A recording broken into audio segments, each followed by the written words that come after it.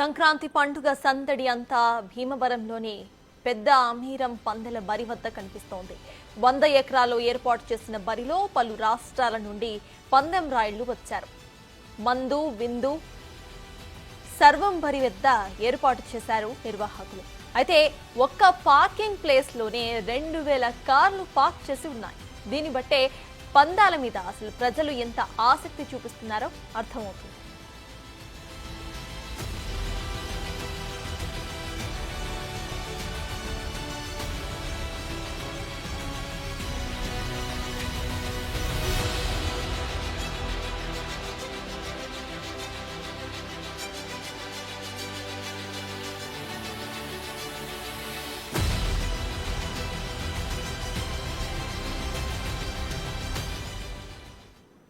వాటికి ఇదే అంశంపై పూర్తి డీటెయిల్స్ మా ప్రతినిధి సాగర్ అందిస్తారు. సాగర్, చెప్పండి, అక్కడ అసలు పార్కింగ్ లాట్ లో ఎన్ని కార్స్ ఉన్నాయో క్లియర్ గా కనిపిస్తోంది. అసలు ఎంతమంది జనం అక్కడికి హాజరయ్యారు? అప్డేట్స్ ఏంటి?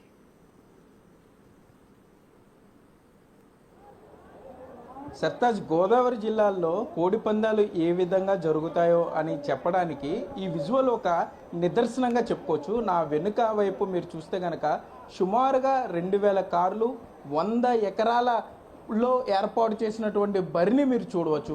వచ్చే కార్లు వస్తూనే ఉన్నాయి, వెళ్ళే వాళ్ళు వెళ్తూనే ఉన్నారు, కుటుంబాలతో వస్తున్నారు. గోదావరి జిల్లాల్లో పందాల జాతర ఏ విధంగా ఉంటుందో మనం ఒకసారి చూడొచ్చు. ప్రతి ఏడాది ఏ ఏడాదికి ఆ ఏడాది చూడటానికి వచ్చేవాళ్ళు, పందాలు కాయటానికి వచ్చేవాళ్ళ సంఖ్య గణనీయంగా పెరుగుతుందనే చెప్పుకోవచ్చు. ఏదో ఒక జాతర జరుగుతున్నట్లుగా ఇంటిల్లిపాది కుటుంబ సభ్యులతో కలిసి పందాలు చూడడానికి వస్తున్నారంటే పందాల మీద ఇక్కడ ప్రజలకున్న ఆసక్తి చూడవచ్చు. పండుగ రోజు ఇంటిల్లిపాది ఇంటికొచ్చిన బంధువులను కూడా వారికి కూడా భోజనం చేసిన తర్వాత వారిని కూడా తీసుకుని మా దగ్గరలో ఉన్న కోడి పందాలు చూడడానికి వెళ్దాం రండి అంటూ కూడా ఏదో ఒక సినిమాకి వెళ్ళినట్టో ఒక పార్క్కి వెళ్ళినట్టో ఈ కోడి పందాలు చూడడానికి వస్తున్నారు. ఈ కోడి పందాల బరి వద్ద విఐపీలు వివిఐపీలకి వారిని ట్రీట్ చేయడానికి సుమారుగా 10 నుండి 15 కార్వాన్లు కూడా సిద్ధం చేశారు ఇక్కడ నిర్వాహకులు. మీరు చూస్తే ఫుడ్ స్టాల్స్ చూపించే ప్రయత్నం చేస్తున్నాను మీకు. ఒక తిరునాళ్ళలోనో ఒక జాతరలోనో లేదా ఒక ఈవెంట్ స్టాల్స్ పెడతారు. ఇక్కడ దొరకందంటూ లేదు. భీమవరం రుచులు చూడాలంటే భీమవరం కోడి పందాల దగ్గర రావాలి అన్నట్లుగా భీమవరం రొయ్యల బిర్యానీ, చేప బిర్యానీ, చికెన్ బిర్యానీ, అట్లాగే దమ్ పలావ్, భీమవరం ఫేమస్ దూపుడు పోతు బిర్యానీ, మొత్తం అన్ని స్టాల్స్ ఇక్కడ పెట్టారు. ఒక్కటే ఉండి ఈవెన్ ఐస్ క్రీమ్ దగ్గర నుండి కిల్లీ వరకు కూడా fruit juice, cool drink stalls, అన్ని రకాల స్టాల్స్ ఏర్పాటు చేశారు. అంటే ఒకవేళ నిర్వాహకులు ఇక్కడ ఒక్కసారి మీరు పందెం బరిలోకి ఎంటర్ అయిన తర్వాత ఈ 100 ఎకరాల కాంపౌండ్లోకి ఎంటర్ అయిన తర్వాత తిరిగి మళ్ళీ వెళ్ళాలంటే మీకు తీసుకునే సమయమే సుమారుగా సాయంత్రం అయిపోతుంది. ఉదయం మీరు కుటుంబ సభ్యులతో వస్తే ఈ ఒక్కొక్క స్టాల్ తిరుగుతూ ఏదో ఒక ఎగ్జిబిషన్కి వచ్చినట్లుగా ఇక్కడ మొత్తం అంతా ఇంటిల్లిపాది కొంత ఎంజాయ్ చేస్తున్నారు అనుకోవచ్చు. మరి కొంతమంది ట్రెడిషనల్ డ్రెస్సుల్లో కూడా వస్తున్నారు. సరదాగా కోడి పందాలు చూడడానికి చూసి వెళ్తామంటూ కూడా మనతో చెప్తున్నారు. మీరు చూస్తే ఇప్పుడు ఇందాక ఫుడ్ స్టాల్ చూశారు, ఇప్పుడు ఇదంతా కూడా గుండాట. చూడండి, సుమారుగా 10 గుండాట శిబిరాలు ఇక్కడ ఉన్నాయి.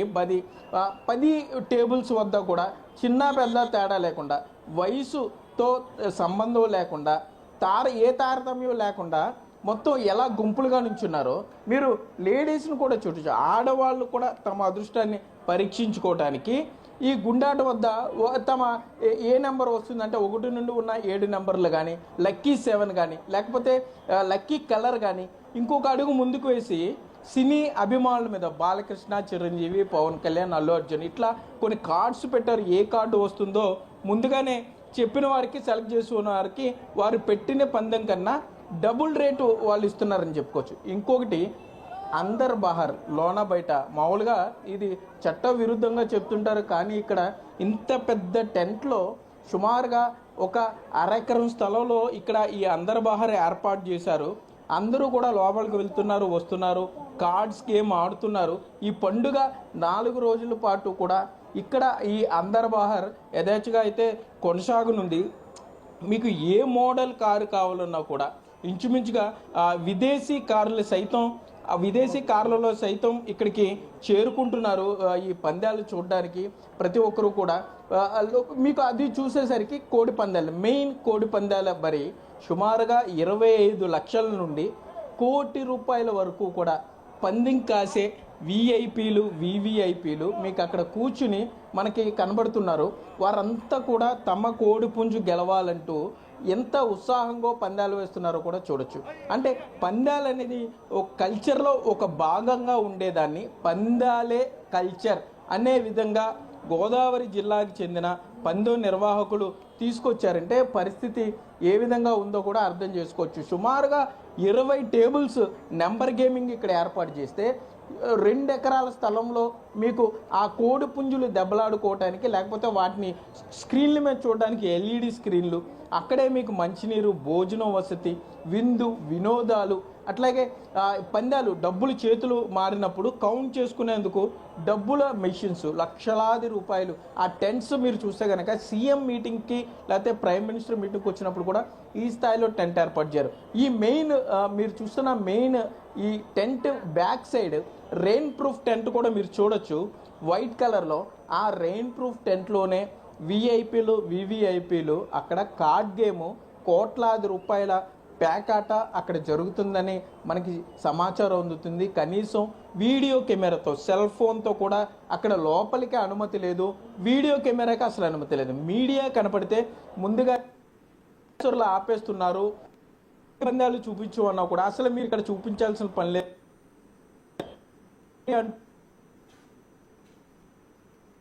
ఈ స్థాయిలో పందాలను అడ్డుకోవాలంటే పోలీసు సిబ్బంది కానీ, పోలీస్ ఫోర్స్ కానీ ఏ స్థాయిలో పోలీస్ ఫోర్స్ కానీ ఏ స్థాయిలో కావాలో మీరు కూడా ఒకసారి అర్థం చేసుకోవచ్చు. మొత్తం అంతా కూడా స్నేహితులు వస్తున్నారు, లేకపోతే పాత చిన్ననాటి మిత్రులతో కలిసి వస్తున్నారు, భార్యాభర్తలు, ఇంటిల్లిపాది కుటుంబం మొత్తం భీమవరం వెళ్ళాలి, కోడి పందాలు చూడాలి అనేది ఒక ట్రెండ్లా మారిపోయిందని చెప్పుకోవచ్చు. ఇక్కడికి వచ్చిన తర్వాత వారి ఫోన్లో ఈ విజువల్స్ తీసుకోవడం, స్టేటస్ పెట్టుకోవడం, సోషల్ మీడియాలో చాలా గొప్పగా దీన్ని ప్రచారం చేసుకోవడంతో ఒకరిని చూసి మరొకరు అట్లా మొత్తం ఇక్కడ వేలాది మంది ప్రజలు రావడానికి కారణమైందని చెప్పుకోవచ్చు. కోవిడ్ 2 ఏళ్ళు కూడా కొంత ఇది కంట్రోల్లో ఉన్నా మరలా దానికి తగ్గట్టుగా ఎంత కంట్రోల్లో ఉందో దానికి రెట్టింపు స్థాయిలో పందెం రాయులు ఈ ఏడాదికి పందానికి సిద్ధమయ్యారు. కోట్లాది రూపాయలు చేతులు మారుతున్నాయి. పగలు రాత్రి తేడా లేకుండా కోడి పందాలు ఎలా నిర్వహిస్తున్నారో కూడా బిగ్ టీవీలో మనం ఎక్స్క్లూజివ్గా చూపించాం. ఇవన్నీ కోడి పందాలు పక్కన పెడితే సామాన్యుల జేబులు గుళ్ళ చేయటానికి ఏ విధంగా ఇక్కడ నిర్వాహకులు సిద్ధమయ్యారో, ఏ విధంగా లోన బయట లేకపోతే ఈ గుండాట, పేకాట, ఇటువంటి ఆటలతో, జూద క్రీడలతో పండుగ 4 రోజుల పాటు కూడా సంతోషంగా ఉందామనుకున్న వారి డబ్బులను, జేబులను నిర్వాహకులు ఒక్కసారిగా లాగేస్తున్నారనే చెప్పుకోవచ్చు. ఒకరి తర్వాత ఒకరు, అంటే ఓడిపోయినా కూడా కనీసం ఆ బాధ కూడా వారికి తెలియనట్లుగా, ఎంత ఓడిపోయారో ఇంటికి వెళ్ళి లెక్క పెట్టుకుంటేనే తెలిసేలాగా, కనీసం డబ్బు ఓడిపోతున్నాము అన్న ఆనందం కూడా, బాధ కూడా, డబ్బు ఓడిపోతున్నాం అన్న బాధ కూడా లేకుండా ఒక మూస పద్ధతిలో, అంటే ఎంకరేజింగ్గా ఇది జరిగిపోతుందని ఒక ఎంటర్టైన్మెంట్గా దీన్ని ఫీల్ అవుతున్నారని చెప్పుకోవచ్చు. మొత్తం ఇక్కడ చూస్తే కనుక భీమవరానికి సంబంధించి ఇతర రాష్ట్రాల నుండి కూడా ప్రజలు ఇక్కడికి వస్తున్నారు. కర్ణాటక, తమిళనాడు, ఒరిస్సా, ఛత్తీస్గఢ్, అట్లాగే గోవా నుండి ప్రత్యేకంగా తీసుకొచ్చినట్టు క్యాసినోలు ఇక్కడ ఏర్పాటు చేశారు. అంతా కూడా ఓపెన్ సీక్రెట్, మొత్తం అంతా బయటికి కనపడుతున్నా కూడా అంతా గప్చూపు. అధికారులు ఎవరు ఇటు చూసే ప్రయత్నం చేయటం లేదు, అడ్డుకునే ప్రయత్నం కూడా చేయట్లేదు. ప్రభుత్వం నుండి వచ్చిన అనధికార ఆదేశాల, లేకపోతే ఇక్కడ అధికారులు ఇచ్చినటువంటి అనధికార ఆదేశాల కానీ ఇంచుమించుగా 2-3 వేల కార్ల పార్కింగు, 100 ఎకరాల బరి, చిన్న బరులను ధ్వంసం చేశారు. మీడియాలో చాలా హల్చల్ చేశారు పోలీసులు. బరులను ధ్వంసం చేస్తున్నాం, కోడి పందాలకు అనుమతి లేదు, కోడి పందాలు నిర్వహిస్తే చట్ట ప్రకారం కఠిన చర్యలు తీసుకుంటాం అంటూ ఫ్లెక్సీలు కట్టారు. అట్లాగే స్థల యజమానులకు కూడా నోటీసులు ఇచ్చారు. కానీ పండుగ 3 రోజుల పాటు గోదావరి జిల్లా పందెం రాయల పంతం నెగ్గించుకుంటారు. రాజకీయ ఒత్తిళ్లే కానీ ప్రభుత్వ పెద్దల మీద కూడా ఏ స్థాయిలో ఒత్తిడి చేస్తారనేది ఇక్కడ ఉన్న పరిస్థితి చూస్తే మనకు అర్థమవుతుంది. సర్తాజ్, అయితే Sagar at the same time అక్కడ సెక్యూరిటీ వైజ్ ఎలా ఉంది అసలు, అండ్ అక్కడ ఎవరైతే ఏర్పాట్లు చేశారో వాళ్ళు ఏమంటున్నారు, వచ్చిన జనాలు ఏం మాట్లాడుతున్నారు?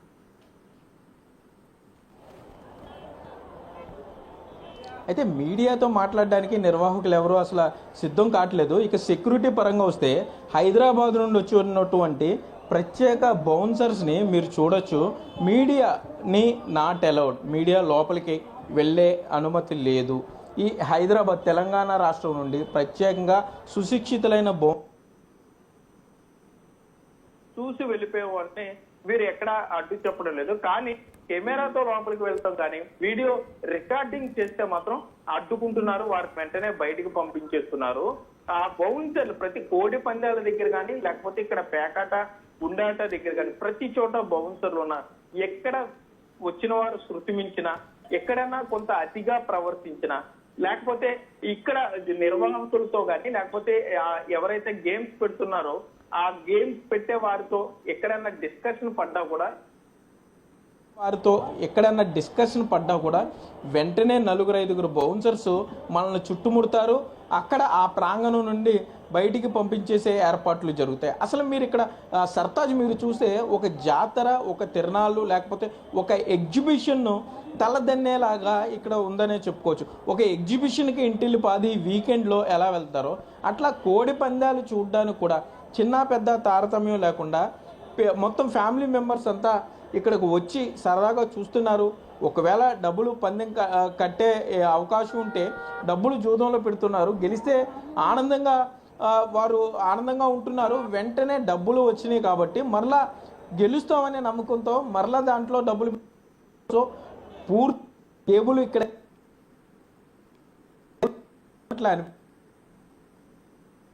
వ్యక్తి ఉంటాడో అతను వేసే ప్లాన్ ఇది.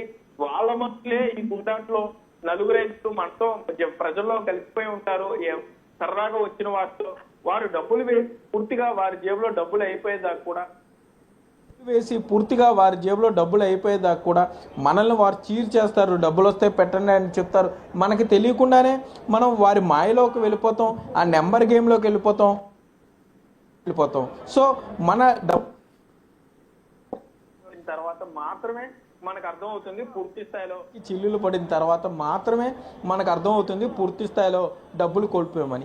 ఇక్కడ ఇంకొక కొత్త విషయం మనకి అందిన సమాచారం ఏంటంటే డబ్బులు ఇక్కడ ప్రజెంట్ ఇప్పుడున్న సిచ్యువేషన్లో ఇస్తున్నారు. వారి ద్వారా అంటే ఇక్కడ స్టేట్లు ఇక్కడ పెట్టుబడిదారులు కూడా ఇక్కడ చేరుకున్నారు. మీరు చూస్తే యువత చూడండి ఎంత సాంప్రదాయ వస్త్రధారణతో ఎంత సరదాగా వాళ్ళు వస్తున్నారంటే, ఒక ఇంట్లో ఫంక్షన్ జరిగినప్పుడు, కాలేజ్ ఈవెంట్ జరిగినప్పుడు ఈ విధంగా సరదాగా వస్తుంటారు. కోడి పందాల వద్ద కూడా ఈ విధంగా ఇంత సరదాగా వీరు వచ్చారంటే చూడొచ్చు. అంటే ఈ గోదావరి జిల్లా ఆప్యాయతలు కానీ గోదావరి జిల్లాలకు సంబంధించి పండుగ ఏ విధంగా జరుగుతుందో అనడానికి ఇది నిదర్శనంగా చెప్పుకోవచ్చు. అంటే డబ్బులు గెలుస్తున్నాం అన్న ఆనందంలో ఉన్నారు. 4 కూడా ఇప్పుడు ఈ అందరబార్ గేమ్ జరిగే చోటకు వస్తారని చెప్పుకోవచ్చు. బౌన్సర్లు మరోపక్క బౌన్సర్లు చూసుకుంటే కనుక బౌన్సర్లు కూడా ఎవరన్నా ఒక వీడియో రికార్డింగ్ తో లోపలికి వెళ్తే అడ్డుకునే ప్రయత్నం చేస్తున్నారు. వీళ్ళు ఇప్పుడు లోపలికి వెళ్ళారు, మరి మనకు చూపించిన డబ్బులు చేసుకొస్తారా లేకపోతే జీరో చేసుకొస్తారా అనే చూడాలి. ఈ బౌన్సర్లు మాత్రం ఇన్ కెమెరా మనం లోపలికి వెళ్ళడానికి ప్రయత్నించినా కూడా వారు అనుమతి లేదు అని చెప్తున్నారు. నిర్వాహకుల నుండి అనుమతి తెచ్చుకోవాలి అని చెప్తున్నారు. ఈ బౌన్సర్లంతా కూడా తెలంగాణ నుండి వచ్చిన వారే. మరోపక్క కార్లు కూడా ఈ స్థాయిలో కార్లు ఇక్కడ సుమారుగా 3000 కార్లు ఉన్నాయంటే కారుకి 4 చొప్పున పెట్టుకున్న 12,000 మంది. ఇక బైక్స్ అయితే బైక్ సపరేట్ పార్కింగ్ ఇచ్చారు. బైక్ పార్కింగ్ సుమారు 10 ఎకరాల స్థలాన్ని ఇక్కడ కేటాయించారు.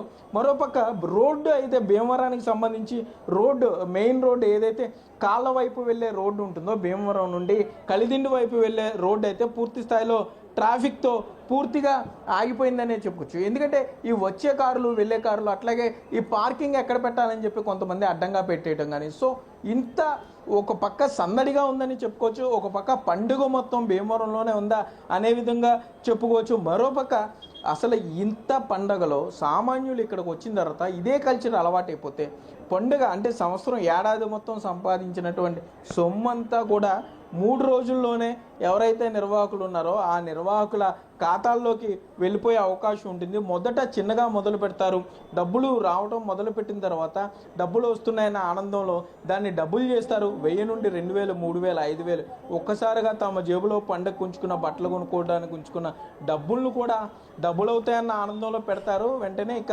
మటాష్ ఆ డబ్బులు నిర్వాహకుల చేతిలోకి వెళ్ళిపోతాయి. ఎవరైతే ఆ బోర్డు పెట్టాడో ఆ బోర్డు పెట్టిన అతని జేబుల్లోకి వెళ్ళిపోతాయి. సో ఇక్కడ ఇలాంటి చోట్ల జాగ్రత్తగా ఉండాలి. చూసి వెళ్ళిపోతే పర్వాలేదు, జాగ్రత్తగా ఏం జరుగుతుంది. కానీ ఒక్కసారి చూసిన తర్వాత ఇక్కడికి వచ్చిన తర్వాత వారి మాయలో పట్టడం 100% గ్యారంటీ అన్నారు. 100కి 98 మంది దాకా ఇక్కడ తమ అదృష్టాన్ని పరీక్షించుకునే ప్రయత్నం చేస్తున్నారు.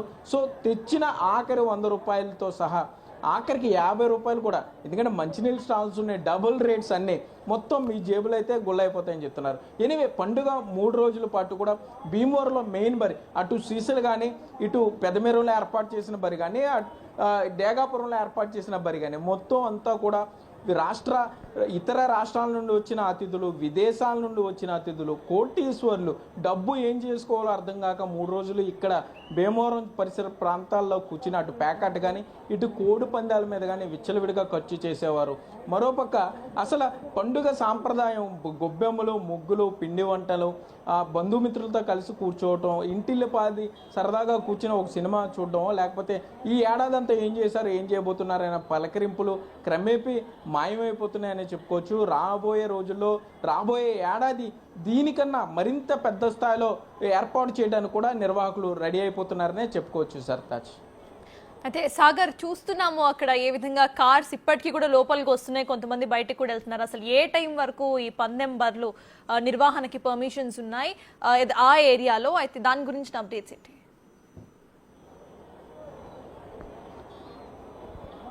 అయితే ఉమ్మడి పశ్చిమ గోదావరి జిల్లా వ్యాప్తంగా చిన్న స్థాయిలో ఏర్పాటు చేసుకున్నవారు మధ్యస్థ స్థాయి వారిని పోలీసులు టైమింగ్స్ పెట్టారని మనకు చెప్తున్నారు. అంటే నిర్వాహకులు ఉదయం 10 గంటల నుండి సాయంత్రం 5 గంటల లోపు, చీకటి పడేలోపు ఆ బరి క్లోజ్ చేశారు. రేటును బట్టి బరి అక్కడ ఎవరైతే జనం వస్తారో ఆ బరికి ఉన్నటువంటి పాపులారిటీ, ఆ ఊరికి ఉన్నట్టున్న పాపులారిటీని బట్టి అనధికారికంగా రేట్స్ కూడా ఫిక్స్ అయ్యాయని చెప్తున్నారు. సో లైట్లు ఉంటే బరికి ఒక రేటు, లైట్లు లేకపోతే ఒక రేటు. మరోపక్క రాజకీయ నేతల ఒత్తిళ్లు. మీరు ఇక్కడ ఈ బరి చూస్తే సుమారు 5 ఎకరాల్లో ఏర్పాటు చేసిన ఈ బరిలో ఫ్లడ్ లైట్లు కూడా ఏర్పాటు చేశారు, LED స్క్రీన్స్ ఏర్పాటు చేశారు. వచ్చేవారు వెళ్ళేవారితో బరి సందడిగా ఉంది. మీకు కనపడుతున్న దాంట్లో